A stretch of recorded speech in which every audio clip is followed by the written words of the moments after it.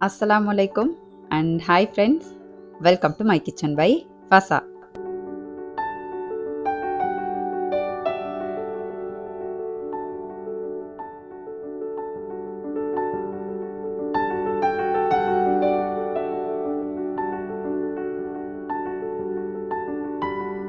எந்த விதமான ரசாயனங்கள் கலரிங்ஸ் இல்லாம வீட்டிலேயே சுத்தமா தயார் செஞ்ச ஸ்ரீலங்கன் அனைத்து விதமான மசாலா பொருட்களோட நாங்க ஸ்பெஷலா செய்யற ஸ்ரீலங்கன் சத்து மாவு, பிரியாணி மசாலா, சுக்கு கோப்பி தூள், கொதிப்பால், மாசி சம்பல் உங்களோட வீட்டு வாசலுக்கு ஆர்டர் பண்ணி எடுக்கலும். டீட்டெயில் எல்லாமே டிஸ்கிரிப்ஷன்ல தந்திக்கிறேன், வேணுமெண்டா பார்த்து ஆர்டர் பண்ணிக்கோங்க. ஆன்லைன்ல மட்டும் இல்லாம கடைகள்ல கூட எங்கட ப்ராடக்ட்ஸ் உங்களுக்கு ட்ரை பண்ணி பார்க்கலாம். குருநாகல சிட்டி எசன்ஸ் நீர்கொழும்பு ரோட்ல இருக்குது. இப்பாகமோ மல்டி ஸ்டோர், நமடகவத்த ஜவுஃபர் ஸ்டோர், பாடகமோ மல்டி ஸ்டோர்லயும் எங்கட ப்ராடக்ட்ஸ் உங்களுக்கு ட்ரை பண்ணி பார்க்கலாம். ஃபசா ஃபுட் பாரம்பரிய சுவையின் ஞாபகம். எல்லாருமே சுகம் வைப்பீங்க அப்படின்னு நினைக்கிறேன். மழையெல்லாம் ஓரளவுக்கு வெறிச்ச மாதிரி கொஞ்சம் மீக்குது. கொஞ்சம் கொஞ்சம் ஒரு 2-3 நாளா வெயில் விழுது. அதுக்கிடையில காய வைக்கிறதுகள் என்ன சரி இருந்தா காய வச்சுக்கோங்க. முக்கியமா மாங்காய் சீசன் அப்படின்றதால உப்பு மாங்காய்கள் எல்லாம் மீக்குது அப்படின்னு சொன்னா இந்த 2-3 நாளைகளுக்கும் உங்களுக்கு இன்ஷால்லா காய வச்சுக்கலும். அப்ப ட்ரை பண்ணி பாருங்க. ஏன்னா அடுத்த கிழமையிலேருந்து திருப்பவும் மழை ஸ்டார்ட் ஆகுது அப்படின்னு சொல்றாங்க. என்னன்னு தெரியா பார்ப்போம். இன்ஷா அல்லாஹ் ஹஜ் பெருநாளும் கிட்ட வருகுது இல்லையா? இன்னுமே அந்த பெருநா வைப் வந்துட்டு எனக்கு வரல.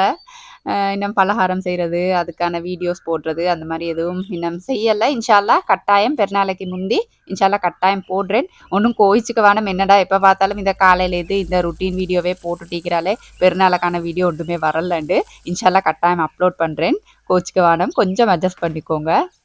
அன்னைக்கும் வந்துட்டு காலையிலேருந்து தான் வீடியோ ஸ்டார்ட் ஆகுது. என்ன செய்ய நான் வீட்ல செய்றத வந்துட்டு அப்படியே காட்டுறேன். நெறைய பேர் நல்ல நல்ல கமெண்ட் அனுப்புறீங்க. நெறைய கமெண்ட். நான் தவறாம கமெண்ட் எல்லாத்தையும் வாசிச்சிருவேன். டைம் கிடைக்கக்கெல்லாம் கட்டாயம் எல்லாருக்கும் இன்ஷா அல்லாஹ் ரிப்ளை பண்ணிருவேன்.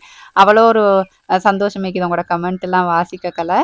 அது சுட்டியே இந்த வேலை செய்யக்கல நான் பேசுறது நெறைய பேர் விருப்பம் அப்படின்னு சொல்லியிருந்தீங்க. அது சுட்டி உங்களோட நான் என்னோட ஃப்ரெண்ட்ஸோட பேசுற மாரி அப்படியே பேசிட்டு போறேன். அன்னைக்கு வந்துட்டு காலையில கொஞ்சம் சோப்பு இடியாப்பம், சோப்பரிசி இடியாப்பமா வச்சு நல்ல ஒரு கருவாட்டானம் காய்ப்போம் அப்படின்னு நினைச்சேன். ஏன்டா ஆனங்காய்ச்சி இடியாப்பம் வச்சு மிச்ச நாள் ஆயிட்டு. சாப்பிடுறதுக்கே அப்படியே டெம்ப்ட் ஆயின மாரி. மகனுக்கு நல்ல விருப்பம் ஆனங்காய்ச்சி இடியாப்பம் அவிச்சா. ஆனா மகள் வந்துட்டு கொஞ்சம் அவ்வளவா விருப்பமா சாப்பிட மாட்டாங்க. அவங்க வந்துட்டு சம்பலோட சாப்பிடுவாங்க. சரி அட்ஜஸ்ட் பண்ணி சாப்பிடட்டும் அப்படின்னு சொல்லிட்டு எனக்கு நல்லா ஆசையா இருந்துச்சா. அதுக்கப்புறம் கருவாடு, கிழங்கு 2ம் போட்டு ஃபர்ஸ்ட்டா தண்ணி பால்ல அப்படியே கொஞ்சம் மசாலா தூள் அப்படின்னு சொன்னா கொஞ்சம் சரக்கு, கொஞ்சமா கொச்சிக்கா, மிளகு, மஞ்சள் எல்லாம் போட்டு அப்படியே வேக வச்சிடணும். கருவாட்டு துண்டோட போட்டு. நான் இந்த ரெசிபி ஏற்கனவே சேனல்ல அப்லோட் பண்ணிக்கிறேன். சும்மா மேலோட்டமா தான் சொல்லிட்டிருக்கிறேன். இந்த கருவாடு, நெத்தலி எல்லாம் போடக்கல. எண்ணெயில கொஞ்சம் கடுக வெடிக்குட்டதுக்கு பிறகு அந்த கருவாட கொஞ்சம் அப்படியே எண்ணெயில வதக்கிவுட்டு போட்டீங்க அப்படின்னு சொன்னா, அந்த வாசம் வந்துட்டு அவ்வளோ பெருசா வராது. நல்லா டேஸ்ட்டாவும் மிக்கும். அப்புறம் சாமான் எல்லாம் போட்டுட்டு நீங்க தண்ணி பால ஊத்தி நல்லா வெந்ததுக்கு பிறகு கட்டிப்பால் ஊத்தி எடுக்கலும். புளிக்கு வந்துட்டு தக்காளி பழம் சேர்க்கலும். நான் வந்துட்டு தக்காளி சேர்க்கறல்ல. சுட்டி கொரக்கா துண்டுண்டு சேர்க்கிறேன். அப்போ கடைசியா இப்படி கட்டிப்பால் ஊத்தி இறக்கிட்டோம் அப்படின்னு சொன்னா, கடைசியா கொஞ்சம் இந்த தேசிக்க புளி சேர்த்துக்கோங்க. நல்லா டேஸ்ட் ஆயிக்கும். நீங்க தக்காளி சேர்த்தா கூட தக்காளியெல்லாம் கொஞ்சம் அவ்வளவா வேக வச்சு சாப்பிடுறது நல்லதில்ல அப்படின்னு சொல்லிட்டு சொல்றாங்க இல்லையா? அத சுட்டி வேக வச்சு தக்காளி சாப்பிடுறத கொஞ்சம் குறைச்சுக்கோங்க. ஏன்டா சட்டப்படியா தக்காளிய வந்துட்டு பழம் அப்படின்னு அந்த லிஸ்ட்டுலுக்கு தானே சேர்க்கணும். அப்படியே இடியாப்பத்தையும் அவிச்சுட்டேன். இடியாப்பம் வந்துட்டு எல்லாருக்கும் தெரியும் இல்லையா? நான் வீட்ல செய்றேம்மா அப்படின்ற சுட்டி இந்த சுடு தண்ணியால கிளறினோம் அப்படின்னு சொன்னா தான் இடியாப்பம் வந்துட்டு நல்லா சாஃப்ட் ஆயிக்கும். ஆனா நீங்க கடையில வாங்குற மாவ கொஞ்சம் லேசான சூட்டோட கிண்டேலும் அப்படின்னு நினைக்கிறேன். அப்ப இடியாப்பம் எல்லாம் அவிச்சு ஹஸ்பண்டுக்கும் குடுத்துட்டு, புள்ளைகளுக்கும் பாக்ஸ்க்கு வந்துட்டு எல்லாம் போட்டு ரெடி பண்ணிட்டேன். அன்றைக்கு கொஞ்சம் லேட் ஆயிட்டு. எப்ப வேண்டாலும் இந்த இடியாப்பம் அவிக்கக்குள்ள கொஞ்சமா வழமைய விட லேட் ஆகும். ஏன்டா ஆணமும் காய்ச்சி இடியாப்பமும் அவிக்கக்குள்ள அந்த புளியணுவில்லையா ஒண்டுண்டா, அதுக்கு கொஞ்சம் லேட் ஆயிரும். அப்ப புளிஞ்சி மகள ஃபர்ஸ்ட்டா அனுப்பிட்டு அதுக்கு பிறகு தான் ஹஸ்பண்டுக்கு வந்துட்டு கொஞ்சம் முட்டை பொரிச்சு எடுப்போம் அப்படின்னு நினைச்சேன். இது பசலிக்கீரையெல்லாம் போட்டு இந்த வெங்காயத்தெல்லாம் போட்டு கொஞ்சம் வதக்கி விட்டுட்டு, முட்டைய மேலால உடைச்சு ஊத்தி கொஞ்சம் மிளகு, உப்பு தூவிட்டு அப்படியே மூடி நல்லா வெந்ததுக்கு பிறகு இப்படி அடுத்த சைட் பெரட்டி போட்டு இறக்குறது தான் பெரிய அந்த வேலையெல்லாம் இல்ல. ஹஸ்பண்டுக்கு வந்துட்டு இப்படி செய்ற இந்த முட்டை பொரியல் வந்துட்டு நிறைய விருப்பம். இதோட கொஞ்சமா பருப்பு கறி செஞ்சிருந்தேன். ஏன்டா பருப்பு, முட்டை 2 நல்லா காம்பினேஷன் இல்லையா? அத சுட்டி அதெல்லாம் போட்டு ஹஸ்பண்ட லஞ்ச் பாக்ஸையும் ரெடியாக்கி அவரையும் அனுப்பிட்டதுக்கு பிறகு இப்ப மகன மட்டும் தான் ரெடி பண்ணணும். அந்த வேலை முடிஞ்சுச்சு அப்படின்னு சொன்னா, நல்ல ஒரு பெருமூச்சொண்டு விடியலும் இன்ஷா அல்லாஹ்.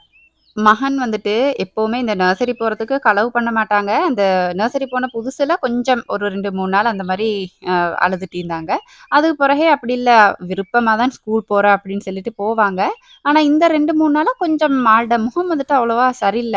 ஆனா நான் அத பத்தி டீப்பா அப்படி ஆராயறல்ல. சரி நீங்க படிக்கணும் தானே அந்த மாரி சொல்லிட்டு விட்டுட்டு வாரேன் தான். இருந்தாலும் விட்டுட்டு வரக்குள்ள மனசு வந்துட்டு அவ்வளோ ஒரு பாரமாயிக்குது. இன்ன சரி ஒண்ணுல அப்படியே திணிச்சு நாங்க விட்றோமோ அந்த மாரி. சரி பரவால்ல இல்லையா? பார்க்கலாம் அப்படி நடக்குறல்ல, எவ்வளோ நாளைக்கு இப்படி இருக்கிறாங்க அப்படின்னு சொல்லிட்டு பார்ப்போம். ஒரு 2, 3 நாளா இப்படி இருக்கிறாங்க. ஆனா முந்தி இருந்ததுக்கு இப்ப பரவால்ல விருப்பமா தான் போறாங்க. ஆனா வீட்ல இருக்கவும் விருப்பம் இல்ல, நர்சரி போறதுக்கும் விருப்பம் இல்ல. அந்த மாரி ஒரு 2 மனசு. என்னன்னு தெரியா பார்ப்போம் இன்ஷா அல்லாஹ். இப்ப 2, 3 நாளா நல்லா வெயில் புழுவுது அப்படின்னு சொன்னேன் இல்லையா? அப்ப என்ட அந்த காய வைக்கிற படலத்த நான் வந்துட்டு ஸ்டார்ட் பண்ணிருவேன். சொல்லுவாங்க இல்லையா? "காற்றுள்ள போதே தூற்றிக்கொள்" அப்படின்னு சொல்லிட்டு, அத மாரி நான் வந்துட்டு எப்பவுமே வெயில் உள்ள போதே காய்ச்சி வச்சுக்குவேன் எல்லாம். அப்ப இந்த எள்ளுக்கு வந்தது மிச்ச நாளா ஆயிடுச்சு. இந்த எள்ளு அப்படின்றது வந்துட்டு மிச்சம் ஒரு நல்ல விஷயம் இல்லையா? அதுவும் முக்கியமா பெண்களுக்கு. அதுவும் முக்கியமா 30 வயசு பிந்தின என்ன மாரி பெண்களுக்கு வந்துட்டு, இந்த எலும்பு சம்பந்தமான பிரச்சனைகள், எலும்பு நல்லா வலுவா வாரத்துக்கெல்லாம் இந்த எள்ளு வந்துட்டு மிச்சம் மிச்சம் உதவி செய்யும் அப்படின்னு சொல்லிட்டு நான் கேள்விப்பட்டுகிறேன். அத சுட்டி நீங்க எள்ள வந்துட்டு நல்லா கழுவி காய வச்சுட்டு, அத சாப்பாடுகள் செய்வீங்க இல்லையா? இந்த வதக்குற கறிகள், அதுகள் எல்லாம் கடைசியா அப்படியே தூவி இறக்கினீங்க அப்படின்னு சொன்னா, டேஸ்ட்டும் நல்லாய்க்கும், ஆரோக்கியத்துக்கு ஆரோக்கியமாவும் மிக்கும். இன்ஷா அல்லாஹ் ட்ரை பண்ணி பாருங்க. நல்லா காய வச்சு எடுத்துட்டு, லேசா வறுத்து வந்துட்டு உங்களுக்கு நெறைய நாளைக்கு ஸ்டோர் பண்ணிடலும். ஆனா லூஸ் எள்ளு வாங்குறீங்க அப்படின்னு சொன்னா, சரியான கல்லு. நான் காட்டினேன் இல்லையா? அவ்வளவுமே கல்லு தான். ஒரு 3, 4 தடவ அரிக்கிற மாரிக்கும். அப்படி கொஞ்சம் அரிக்கணும். இல்ல பக்கத்துல வாங்குறீங்க அப்படின்னு சொன்னா, அப்படி கல் இல்லாதது கிடைக்கும். ஆனா வந்துட்டு நான் ஒரு 2 முறை மாரி அந்த மாரி வாங்கியும் அதுல கல் இருந்துச்சு. அப்ப என்னதுக்கு வம்பு? அத காசும் கூட குடுத்து வாங்கி கல்லோட அப்படியே சாப்பிடணுமா அப்படின்னு சொல்லிட்டு, இப்பல்லாம் நான் லூஸ் வாங்கியே கழுவி எடுக்கிறேன். ஏன்ட இடியாப்ப தட்டு வந்துட்டு, இந்த பெரம்பால பின்னின இடியாப்ப தட்டு தான். எந்த நாளும் கழுவ மாட்டேன். இடியாப்பமா வச்சுட்டு நல்லா வெயில் புழுந்துச்சு அப்படின்னு சொன்னா, நல்லா காய வச்சு அந்த துண்டுகள் இருந்துச்சு அப்படின்னு சொன்னா, நல்லா எல்லாத்தையும் கழட்டி சுத்தமாக்கி வச்சுருவேன். எப்பவாவது மட்டும் மிச்ச நாளுக்கு ஒருக்கா இப்படி நல்லா கழுவி வெயில்ல காய வச்சு வச்சிரணும். ஏன்டா ஒரே கழுவினம் அப்படின்றாலும் இது பெருசா உஜார் இல்ல இல்லையா? அப்ப அவசரமாவே பிஞ்சு போய்த்திடும். அத சுட்டி அன்றைக்கு வெயிலும் புலவே நல்லா அந்த இடியாப்ப தட்டெல்லாம் ஊற வச்சு கழுவி காய வச்சுட்டேன். அதுக்கிடையில இந்த இன்டோர் பிளான்ட்ஸ் எல்லாம் வந்துட்டு சன் பாத் பண்ணியே எத்தனையோ நாள் அப்படின்னு நினைக்கிறேன். ஏன்டா ஒழுங்கான வெயிலே இல்ல இல்லையா? அத சுட்டி இன்றைக்கு அவங்களையும் கொண்டு வெளிய வச்சுருவோம் அப்படின்னு நினைச்சேன். சில என்ட சப்ஸ்கிரைபர் கேட்பாங்க, "சிஸ்டர் உங்களோட இன்டோர் பிளான்ட் எல்லாத்தையும் ஒரு நாளைக்கு காட்டுங்க" அப்படின்னு சொல்லிட்டு. அதான் நான் எப்பவுமே இந்த சன் பாத் எடுக்கக்கெல்லாம் ஷூட் பண்ணுவேன். இவ்வளவுதான் மணி பிளான்ட், அதுக்கப்புறம் அப்படி கொஞ்சம் கொஞ்சம் பிளான்ட்ஸ் இருக்குது. இன்ஷா அல்லாஹ் ஒரு நேரம் வந்துட்டு எல்லாத்தையும் உங்களுக்கு காட்டுறேன் இன்ஷா அல்லாஹ். அப்படியே தண்ணி வந்துட்டு எப்பவுமே நீங்க இன்டோர் பிளான்ட்க்கு வந்துட்டு தேவைப்பட்டா தான் ஊத்தணும். இன்டோர் பிளான்ட்க்குன்னு இல்ல, எந்த தாவரம் வளர்க்குறீங்க அப்படின்னு சொன்னாலும், இந்த நாளும் தண்ணி வந்துட்டு ஊத்தணும் அப்படின்ற அவசியம் இல்ல.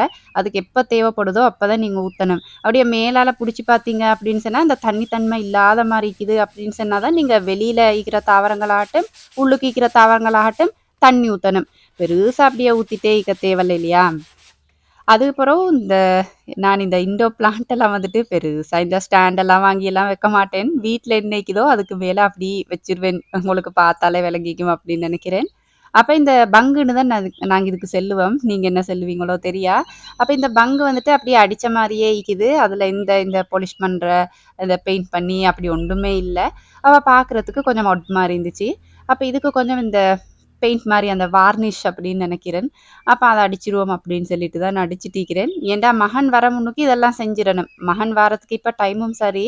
ஏன்டா அவங்க வந்தா வேலைக்கு வந்துருவாங்க. வேலை வந்துட்டு பெருசாயிரும். அத சுட்டி அவசர அவசரமா அடிச்சுட்டிருக்கக்கெல்லாம் எங்க மகன் வந்துட்டு இடையிலே வந்துட்டாங்க. சரி பரவால்ல அவங்களுக்கும் கொஞ்சம் வேலைய அப்படியே குடுத்துட்டு, நாங்களும் செஞ்சோம்னு சொன்னா, வேலைய வந்துட்டு சுமூகமா முடிச்சுக்கலும் அப்படின்னு சொல்லிட்டு, அந்த பெயிண்ட் அடிக்க ஈக்கிறதுகள் இந்த ஸ்டூல் ஒண்ணு இருந்துச்சு. அதுக்கப்புறம் இந்த மாரி பங்கு 2 இருந்துச்சு. அதுகளுக்கு தான் பெயிண்ட் பண்ணிட்டிருக்கிறேன். எங்களோட ஒரு மிட்வைஃப் வந்துட்டு அனூஷா மிஸ் அப்படின்னு சொல்லிட்டு, நல்ல மிஸ். அவங்க வந்துட்டு பேசுறத அப்படியே கேட்டுட்டே இருக்கலும். சில பேர் சொல்லுவோம் இல்லையா? சில பேர பேச வச்சு அப்படியே கேட்டுட்டே இருக்கலும் அப்படின்னு சொல்லிட்டு, அது மாரி ஒரு ஆள் தான் எங்களோட மிஸ். அவங்க பேசுறத அப்படியே சும்மா கேட்டுட்டே இருக்கலும் கண்ண பொத்தி. நான் வந்துட்டு அவ்ளோ விருப்பமா அவங்களோட பேச்ச கேட்டுட்டு இருப்பேன். அப்ப நான் பிரெக்னன்ட் ஆயிக்கக்கல அவங்க சொன்ன ஒரு விஷயம் வந்துட்டு எனக்கு இன்னுமே நினைவிக்குது.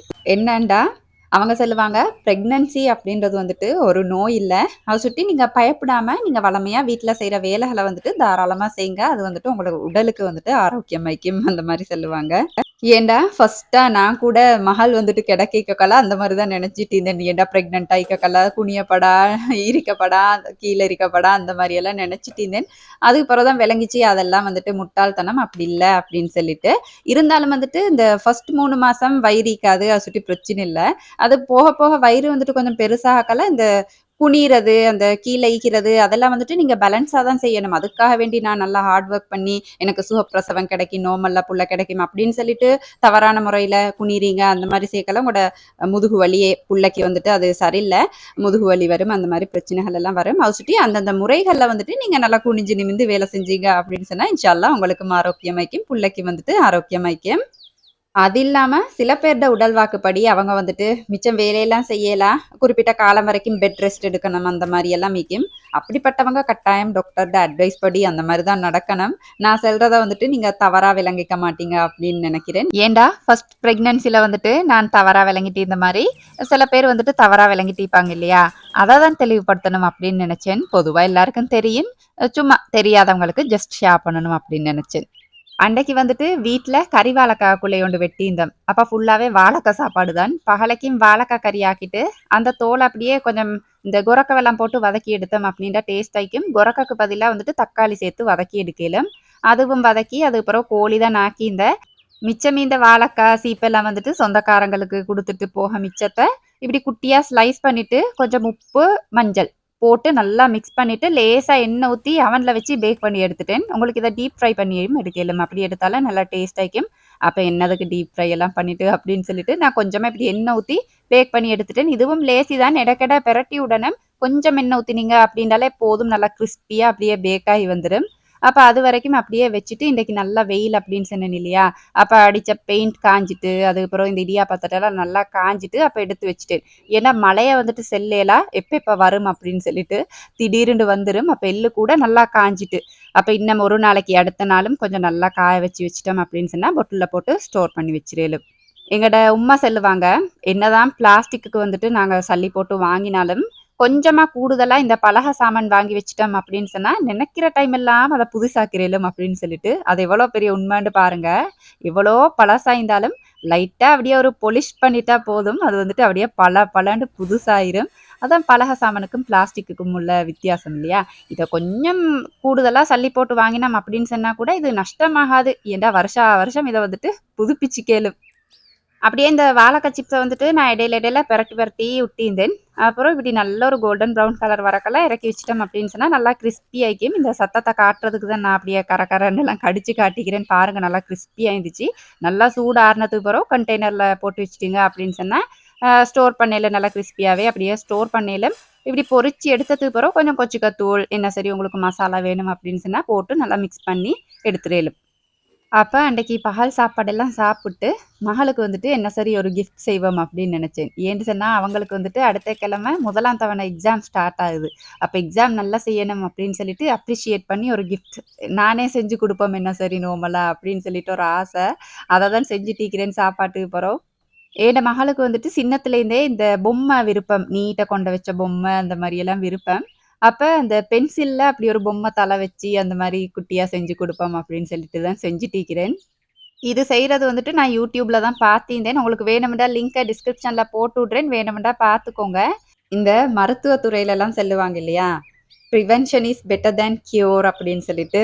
அத மாரி நான் என்ன நெனைப்பேன் அப்படின்னு சொன்னா, ஒரு விஷயத்துல ஒருத்தர் வெற்றி கண்ட பிறகு அவர அப்படியே அப்ரிஷியேட் பண்றத விட, காண முன்னுக்கு அவர் தொடங்கக்கலே அவர வந்துட்டு நல்லா அப்படியே மோட்டிவேட் பண்ணினோம் அப்படின்னு சொன்னா, இன்ஷா அல்லாஹ் நல்லா செய்வார் அப்படின்றது என்னோட கருத்து. அத சுட்டி தான் என் மகளுக்கு நெனச்சேன். எக்ஸாம்ல எப்படி செய்றா அப்படின்றத வந்துட்டு பார்ப்போம். அதுக்கு முன்னுக்கு என்னால ஏழுமான ஒரு சின்ன மோட்டிவேஷனா வந்துட்டு இத செஞ்சு குடுப்போம் அப்படின்னு சொல்லி தான் செஞ்சுட்டிருக்கிறேன். இன்ஷா அல்லாஹ் ஏழுமண்டா உங்களோட புள்ளைகளுக்கும் ட்ரை பண்ணி பாருங்க. இன்ஷா அல்லாஹ் நல்லா செய்வாங்க. YouTubeல வந்துட்டு நான் சொல்ற கருத்துக்கள் எனக்கு சரி அப்படின்னு படுறது தான். நீங்க வந்துட்டு அத உங்களோட வாழ்க்கையில அப்ளை பண்ண போறீங்க அப்படின்னு சொன்னா, நீங்க நல்லா யோசிச்சு உங்களோட மனசு என்ன சொல்லுது அப்படின்றத கேட்டு இன்ஷா அல்லாஹ் அப்ளை பண்ணுங்க. நான் ஏன்ட அந்த கருத்துக்கள ஷேர் பண்றேன் அவ்வளோதான். இத வந்துட்டு டிஸ்க்ளைமர் மாரி உங்கள்ட்ட சொல்லணும்னு நெனச்சுட்டு இருந்தேன். எனக்கு இந்த தையல், இந்த கைவேலையெல்லாம் பெருசா நீட்டா வராட்டியும் என்னமோ தெரியா, அத வந்துட்டு செய்றதுக்கு அவ்வளோ ஆசை.